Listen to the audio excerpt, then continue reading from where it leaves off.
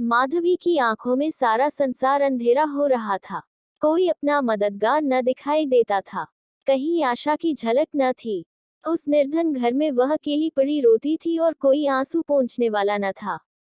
उसके पति को मरे हुए 22 वर्ष हो गए थे। घर में कोई संपत्ति न थी। उसने न जाने किन तकलीफों से अपने बच्चे को पाल पोस कर बड़ा किया था। वही जवान बेटा आज उसकी गोद से छीन लिया गया था, और छीनने वाले कौन थे? अगर मृत्यु ने छीना होता तो वह सब्र कर लेती। मौत से किसी को द्वेष नहीं होता, मगर स्वार्थियों के हाथों यह अत्याचार असह्य हो रहा था। इस घोर संताप की दशा में उसका जी रहकर इतना विकल हो जाता कि इसी समय चलूं और उस अत्याचारी से इसका बदला लूं जिसने उस पर यह निष्ठुर आघात किया है। मारूं या मर जाऊं, दोनों ही में संतोष हो जाएगा। कितना सुंदर, कितना होनहार बालक था। यही उसके पति की निशानी, उसके जीवन का आधार, उसकी उम्र भर की कमाई थी। वही लड़का इस वक्त जेल में पड़ा, न जाने क्या क्या तकलीफें झेल रहा होगा। और उसका अपराध क्या था? कुछ नहीं। सारा मोहल्ला उस पर जान देता था। विद्यालय के अध्यापक उस पर जान देते थे। अपने बेगाने सभी तो उसे प्यार करते थे। कभी उसकी कोई शिकायत सुनने ही में नहीं आई। ऐसे बालक की माता होने पर अन्य माताएं उसे बधाई देती थीं। कैसा सज्जन, कैसा उदार, कैसा परमार्थी। खुद भूखों सो रहे, मगर क्या मजाल की द्वार पर आने वाले अतिथि को रूखा जवाब दे। ऐसा बालक क्या इस योग्य था कि जेल में जाता? उसका अपराध यही था। वह कभी कभी सुनने वालों को अपने दुखी भाइयों का दुखड़ा सुनाया करता था। अत्याचार से पीड़ित प्राणियों की मदद के लिए हमेशा तैयार रहता था। क्या यही उसका अपराध था? दूसरों की सेवा करना भी अपराध है। किसी अतिथि को आश्रय देना भी अपराध है। इस युवक का नाम आत्मानंद था। दुर्भाग्यवश उसमें वे सभी सद्गुण थे जो जेल का द्वार खोल देते हैं। वह निर्भीक था, स्पष्टवादी था, साहसी था, स्वदेश प्रेमी था, निस्वार्थ था, कर्तव्यपरायण था। जेल जाने के लिए इन्हीं गुणों की जरूरत है। स्वाधीन प्राणियों के लिए वे गुण स्वर्ग का द्वार खोल देते हैं, पराधीनों के लिए नरक के। आत्मानंद के सेवा कार्य ने, उसकी वक्तृताओं ने और उसके राजनीतिक लेखों ने उसे सरकारी कर्मचारियों की नजरों में चढ़ा दिया था। सारा पुलिस विभाग नीचे से ऊपर तक उससे सतर्क रहता था। सबकी निगाहें उस पर लगी रहती थी। आखिर जिले में एक भयंकर डाके ने उन्हें इच्छित अवसर प्रदान कर दिया। आत्मानंद के घर की तलाशी हुई। कुछ पत्र और लेख मिले, जिन्हें पुलिस ने डाके का बीजक सिद्ध किया। लगभग 20 युवकों की एक टोली फांस ली गई। आत्मानंद इसका मुखिया ठहराया गया। शहादतें हुई। इस बेकारी और गिरानी के जमाने में आत्मा से ज्यादा सस्ती और कौन वस्तु हो सकती है? बेचने को और किसी के पास रह ही क्या गया है? नामात्र का प्रलोभन देकर अच्छी से अच्छी शहादतें मिल सकती हैं, और पुलिस के हाथ पड़कर तो निकृष्ट से निकृष्ट गवाहियां भी देववाणी का महत्व प्राप्त कर लेती हैं। शहादतें मिल गईं। महीने भर तक मुकदमा चला। मुकदमा क्या चला, एक स्वांग चलता रहा और सारे अभियुक्तों को सजाएं दे दी गईं। आत्मानंद को सबसे कठोर दंड मिला, 8 वर्ष का कठिन कारावास। माधवी रोज कचहरी जाती, एक कोने में बैठी सारी कार्रवाई देखा करती। मानवीय चरित्र कितना दुर्बल, कितना निर्दय, कितना नीच है, इसका उसे तब तक अनुमान भी न हुआ था। जब आत्मानंद को सजा सुना दी गई और वह माता को प्रणाम करके सिपाहियों के साथ चला तो माधवी मूर्छित होकर जमीन पर गिर पड़ी। 2-4 दयालु सज्जनों ने उसे एक तांगे पर बैठाकर घर तक पहुंचाया। जब से वह होश में आई है, उसके हृदय में शूल सा उठ रहा है। किसी तरह धैर्य नहीं होता। उस घोर आत्मवेदना की दशा में अब अपने जीवन का केवल एक लक्ष्य दिखाई देता है, और वह इस अत्याचार का बदला है। अब तक पुत्र उसके जीवन का आधार था। अब शत्रुओं से बदला लेना ही उसके जीवन का आधार होगा। जीवन में अब उसके लिए कोई आशा न थी।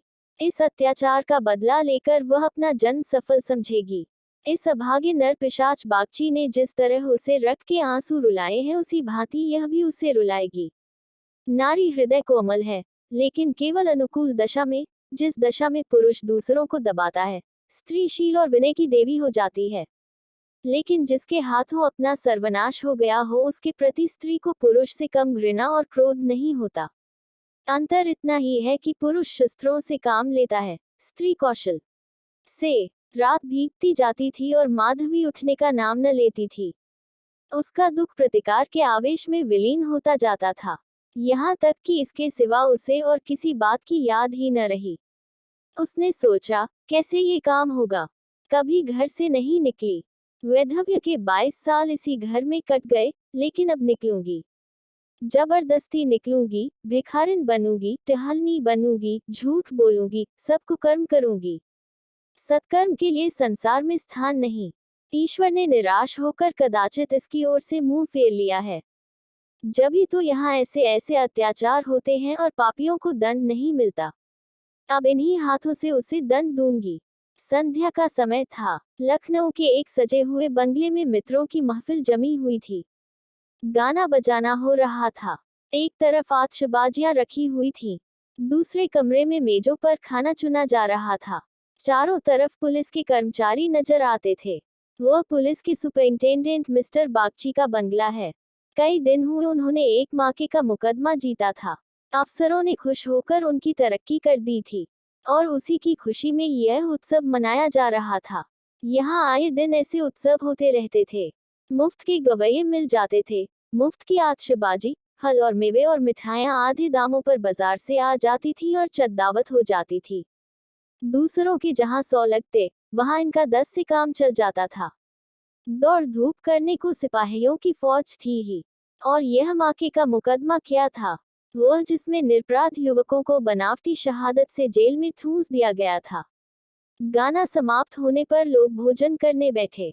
बेगार के मजदूर और पल्लेदार जो बाजार से दावत और सजावट के सामान लाए थे, रोते या दिल में गालियां देते चले गए थे, पर एक बुढ़िया अभी तक द्वार पर बैठी हुई थी।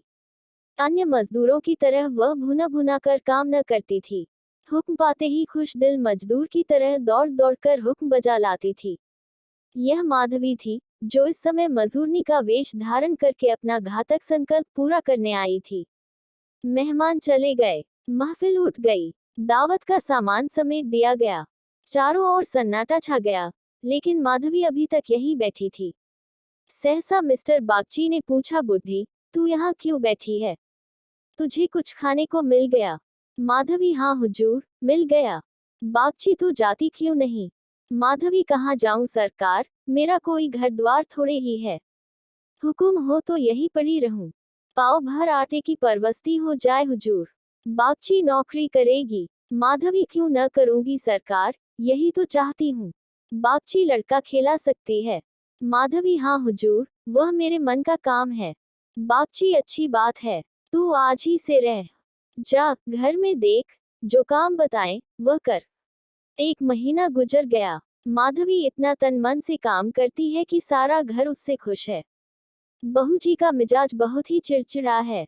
वह दिन भर खाट पर पड़ी रहती हैं और बात बात पर नौकरों पर झल्लाया करती हैं। लेकिन माधवी उनकी घुड़कियों को भी सहर्ष सह लेती है। अब तक मुश्किल से कोई दाएं 1 सप्ताह से अधिक ठहरी थी। माधवी ही का कलेजा है कि जली कटी सुनकर भी मुख पर मैल नहीं आने देती। मिस्टर बागची के कई लड़के हो चुके थे, पर यही सबसे छोटा बच्चा बच रहा था। बच्चे पैदा तो हृष्ट पुष्ट होते, किंतु जन्म लेते ही उन्हें एक न एक रोग लग जाता था और कोई 2-4 महीने, कोई साल भर जीकर चल देते थे। माँ बाप दोनों इस शिशु पर प्राण देते थे। उसे जरा जुकाम भी हो तो दोनों विकल हो जाते। स्त्री पुरुष दोनों शिक्षित थे, पर बच्चे की रक्षा के लिए टोना टोटका, दुआ ताबीज, जंतर मंतर एक से भी उन्हें इनकार न था।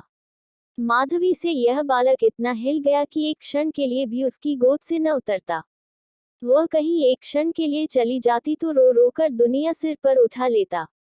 वह सुलाती तो सोता, वह दूध पिलाती तो पीता, वह खिलाती तो खेलता, उसी को वह अपनी माता समझता। माधवी के सिवा उसके लिए संसार में कोई अपना न था।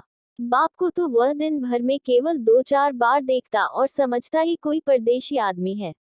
माँ आलस्य और कमजोरी के मारे गोद में लेकर टहल न सकती थी। उसे वह अपनी रक्षा का भार संभालने के योग्य न समझता था, और नौकर चाकर उसे गोद में लेते तो इतनी बेदर्दी से कि उसके कोमल अंगों में पीड़ा होने लगती थी। कोई उसे ऊपर उछाल देता था, यहाँ तक कि अबोध शिशु का कलेजा मुंह को आ जाता था। उन सबों से वह डरता था। केवल माधवी थी जो उसके स्वभाव को समझती थी। वह जानती थी कि कब क्या करने से बालक प्रसन्न होगा, इसीलिए बालक को भी उससे प्रेम था। माधवी ने समझा था यहाँ कंचन बरसता होगा, लेकिन उसे देखकर कितना विस्मय हुआ कि बड़ी मुश्किल से महीने का खर्च पूरा पड़ता है। नौकरों से एक एक पैसे का हिसाब लिया जाता था और बहुधा आवश्यक वस्तुएं भी टाल दी जाती थी। एक दिन माधवी ने कहा, बच्चे के लिए कोई तेज गाड़ी क्यों नहीं मंगवा देती? गोद में उसकी बाढ़ मारी जाती है। मिसेस बागची ने कुंठित होकर कहा, कहाँ से मंगवा दूं? कम से कम 50-60 रुपये में आएगी। इतने रुपये कहाँ हैं? माधवी मालकिन, आप भी ऐसा कहती हैं? मिसेस बागची झूठ नहीं कहती। बाबूजी की पहली स्त्री से 5 लड़कियां और हैं। सब इस समय इलाहाबाद के एक स्कूल में पढ़ रही हैं। बड़ी की उम्र 15-16 वर्ष से कम न होगी। आधा वेतन तो उधर ही चला जाता है। फिर उनकी शादी की भी तो फिक्र है। पांचों के विवाह में कम से कम 25,000 लगेंगे। इतने रुपये कहाँ से आएंगे? मैं चिंता के मारे मरी जाती हूँ। मुझे कोई दूसरी बीमारी नहीं है, केवल यही चिंता का रोग है। माधवी, घूस भी तो मिलती है। मिसेस बागची बुढ़िया, ऐसी कमाई में बरकत नहीं होती। यही क्यों? सच पूछो तो इसी घूस ने हमारी ये दुर्गति कर रखी है। क्या जाने औरों को कैसे हजम होती है। यहाँ तो जब ऐसे रुपये आते हैं तो कोई न कोई नुकसान भी अवश्य हो जाता है। एक आता है तो 2 लेकर जाता है। बार बार मना करती हूँ, हराम की कौड़ी घर में न लाया करो, लेकिन मेरी कौन सुनता। बात ये थी कि माधवी को बालक से स्नेह होता जाता था। उसके अमंगल की कल्पना भी वह न कर सकती थी। वह अब उसी की नींद सोती और उसी की नींद जागती थी। अपने सर्वनाश की बात याद करके एक क्षण के लिए उसे बागची पर क्रोध तो हो आता था और घाव फिर हरा हो जाता था, पर मन पर कुत्सित भावों का आधिपत्य न था। घाव भर रहा था, केवल ठेस लगने से दर्द हो जाता था। उसमें स्वयं टीस या जलन न थी। इस परिवार पर अब उसे दया आती थी। सोचती, बेचारे ये छीन झपट न करे तो कैसे गुजर हो। लड़कियों का विवाह कहाँ से करेंगे? स्त्री को जब देखो बीमार ही रहती है। उन पर बाबूजी को एक बोतल शराब भी रोज चाहिए। ये लोग तो स्वयं अभागे हैं। जिसके घर में 5 कुंवारी कन्याएं हो, बालक होकर मर जाते हो, घरनी सदा बीमार रहती हो, स्वामी शराब का लती हो, उस पर तो यूं ही ईश्वर का कोप है। इनसे तो मैं अभागिनी ही अच्छी। दुर्बल बालकों के लिए बरसात बुरी बला है। कभी खांसी है, कभी ज्वर, कभी दस्त। जब हवा में ही शीत भरी हो तो कोई कहाँ तक बचाए। माधवी एक दिन अपने घर चली गई थी। बच्चा रोने लगा तो माँ ने एक नौकर को दिया, इसे बाहर से बहला ला। नौकर ने बाहर ले जाकर हरी हरी घास पर बैठा दिया। पानी बरसकर निकल गया था। भूमि गीली हो रही थी। कहीं कहीं पानी भी जमा हो गया था। बालक को पानी में छपके लगाने से ज्यादा प्यारा और कौन खेल हो सकता है। खूब प्रेम से उमग उमग कर पानी में लौटने लगा। नौकर बैठा और आदमियों के साथ गपशप करता रहा। इस तरह घंटों गुजर गए। बच्चे ने खूब सर्दी खाई। घर आया तो उसकी नाक बह रही थी। रात को माधवी ने आकर देखा तो बच्चा खांस रहा था। आधी रात के करीब उसके गले से खुरखुर की आवाज निकलने लगी। माधवी का कलेजा सन से हो गया। स्वामिनी को जगाकर बोली, देखो तो बच्चे को क्या हो गया है। क्या सर्दी वर्दी तो नहीं लग गई? हाँ, सर्दी ही तो मालूम होती है। स्वामिनी हकपका कर उठ बैठी और बालक की खुरखुराहट सुनी तो पांव तले से जमीन निकल गई। ये भयंकर आवाज उसने कई बार सुनी थी और उसे खूब पहचानती थी। व्यग्र होकर बोली, जरा आग जलाओ, थोड़ा सा चोकर लाकर एक पोटली बनाओ, सेंकने से लाभ होता है। इन नौकरों से तंग आ गई। आज कहार जरा देर के लिए बाहर ले गया था, उसी ने सर्दी में छोड़ दिया होगा। सारी रात दोनों बालक को सेंकती रहीं। किसी तरह सबेरा हुआ। मिस्टर बागची को खबर मिली तो सीधे डॉक्टर के यहाँ दौड़े। खैरियत इतनी थी कि जल्द एहतियात की गई। 3 दिन में बच्चा अच्छा हो गया, लेकिन इतना दुर्बल हो गया था कि उसे देखकर डर लगता था। सच पूछो तो माधवी की तपस्या ने बालक को बचाया। माता सोती, पिता सो जाता, किंतु माधवी की आंखों में नींद न थी। खाना पीना तक भूल गई। देवताओं की मनौतियां करती थी, बच्चे की बलाएं लेती थी, बिल्कुल पागल हो गई थी। ये वही माधवी है जो अपने सर्वनाश का बदला लेने आई थी। अपकार की जगह उपकार कर रही थी। विष पिलाने आई थी, सुधा पिला रही थी। मनुष्य में देवता कितना प्रबल है। प्रातःकाल का समय था। मिस्टर बागची शिशु के झूले के पास बैठे हुए थे। स्त्री के सिर में पीड़ा हो रही थी। वही चारपाई पर लेटी हुई थी और माधवी समीप बैठी बच्चे के लिए दूध गर्म कर रही थी। सहसा बागची ने कहा, बूढ़ा, हम जब तक जिएंगे तुम्हारा यश गाएंगे। तुमने बच्चे को जिला लिया। स्त्री ये देवी बनकर हमारा कष्ट निवारण करने के लिए आ गई।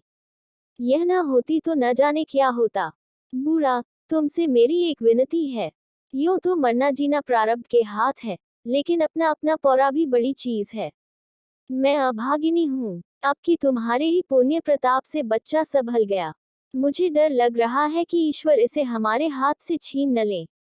सच कहती हूँ बूढ़ा, मुझे इसको गोद में लेते डर लगता है। इसे तुम आज से अपना बच्चा समझो। तुम्हारा होकर शायद बच जाए। हम अभागे हैं, हमारा होकर इस पर कोई न कोई संकट आता रहेगा। आज से तुम इसकी माता हो जाओ। तुम इसे अपने घर ले जाओ, जहाँ चाहे ले जाओ। तुम्हारी गोद में देकर मुझे फिर कोई चिंता न रहेगी। वास्तव में तुम ही इसकी माता हो, मैं तो राक्षसी हूँ। माधवी बहू जी, भगवान सब कुशल करेंगे। क्यों जी इतना छोटा करती हो? मिस्टर बागची, नहीं नहीं बूढ़ी माता, इसमें कोई हरज नहीं है। मैं मस्तिष्क से तो इन बातों को ढकोसला ही समझता हूँ, लेकिन हृदय से इन्हें दूर नहीं कर सकता। मुझे स्वयं मेरी माताजी ने एक धोबिन के हाथ बेच दिया था। मेरे 3 भाई मर चुके थे। मैं जो बच गया तो माँ बाप ने समझा बेचने से ही इसकी जान बच गई। तुम इस शिशु को पालो पोसो, इसे अपना पुत्र समझो। खर्च हम बराबर देते रहेंगे, इसकी कोई चिंता मत करना। कभी कभी जब हमारा जी चाहेगा, आकर देख लिया करेंगे। हमें विश्वास है कि तुम इसकी रक्षा हम लोगों से कहीं अच्छी तरह कर सकती हो। मैं कुकर्मी हूँ। जिस पेशे में हूँ, उसमें कुकर्म किए बगैर काम नहीं चल सकता। झूठी शहादतें बनानी ही पड़ती हैं, निरपराधों को फंसाना ही पड़ता है। आत्मा इतनी दुर्बल हो गई है कि प्रलोभन में पड़ ही जाता हूँ। जानता हूँ कि बुराई का फल बुरा ही होता है, पर परिस्थिति से मजबूर हूँ। अगर न करूँ तो आज नालायक बनाकर निकाल दिया जाऊं। अंग्रेज हजारों भूल ही करें, कोई नहीं पूछता। हिंदुस्तानी एक भूल भी कर बैठे तो सारे अफसर उसके सिर हो जाते हैं। हिंदुस्तानियों को तो कोई बड़ा पद न मिले, वही अच्छा। पद पाकर तो उनकी आत्मा का पतन हो जाता है। उनको हिंदुस्तानियत का दोष मिटाने के लिए कितनी ही ऐसी बातें करनी पड़ती हैं जिनका अंग्रेज के दिल में कभी ख्याल ही पैदा नहीं हो सकता। तो बोलो, स्वीकार करती हो? माधवी गदगद होकर बोली, बाबूजी, आपकी इच्छा है तो मुझसे भी जो कुछ बन पड़ेगा, आपकी सेवा कर दूंगी। भगवान बालक को अमर करें, मेरी तो उनसे यही विनती है। माधवी को ऐसा मालूम हो रहा था कि स्वर्ग के द्वार सामने खुले हैं और स्वर्ग की देवियां अंचल फैला फैला कर आशीर्वाद दे रही हैं, मानो उसके अंतस्थल में प्रकाश की लहरें सी उठ रही हैं। इस स्नेहमय सेवा में कितनी शांति थी। बालक अभी तक चादर ओढ़े सो रहा था। माधवी ने दूध गर्म हो जाने पर उसे झूले पर से उठाया तो चिल्ला पड़ी। बालक की देह ठंडी हो गई थी और मुंह पर पीलापन आ गया था, जिसे देखकर कलेजा हिल जाता है, कंठ से आह निकल जाती है और आंखों से आंसू बहने लगते हैं। जिसने उसे एक बार देखा है फिर कभी नहीं भूल सकता। माधवी ने शिशु को गोद से चिपटा लिया, हालांकि नीचे उतार देना चाहिए था। कोहराम मच गया। माँ बच्चे को गले से लगाए रोती थी, पर उसे जमीन पर न सुलाती थी। क्या बातें हो रही थी और क्या हो गया? मौत को धोखा देने में आनंद आता है। वह उस वक्त कभी नहीं आती जब लोग उसकी राह देखते हैं। रोगी जब संभल जाता है, जब वह पथ लेने लगता है, उठने बैठने लगता है, घर भर खुशियां मनाने लगता है, सबको विश्वास हो जाता है कि संकट टल गया, उस वक्त घात में बैठी हुई मौत सिर पर आ जाती है। यही उसकी निठुर लीला है। आशाओं के बाग लगाने में हम कितने कुशल हैं। यहाँ हम रक्त के बीज बोकर सुधा के फल खाते हैं, अग्नि से पौधों को सींचकर शीतल छांव में बैठते हैं। हाँ, मंद बुद्धि। दिन भर मातम होता रहा। बाप रोता था, माँ तड़पती थी और माधवी बारी बारी से दोनों को समझाती थी। यदि अपने प्राण देकर वह बालक को जिला सकती तो इस समय अपना धन्य भाग समझती।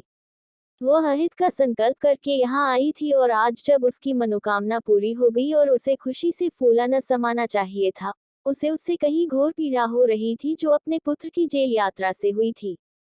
रुलाने आई थी और खुद रोती जा रही थी। माता का हृदय दया का आगार है। उसे जलाओ तो उसमें दया की ही सुगंध निकलती है, पीसो तो दया का ही रस निकलता है। वह देवी है। विपत्ति की क्रूर लीलाएं भी उस स्वच्छ निर्मल स्रोत को मलिन नहीं कर सकती।